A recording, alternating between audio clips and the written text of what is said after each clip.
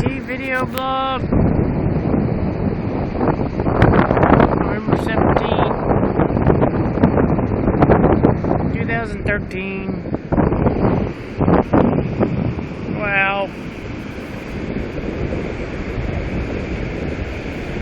Right now, for this moment, we'll just praise God for being alive. My son's alive and sober. I'm alive. Those people down there admiring the sunrise are alive. Friends and family.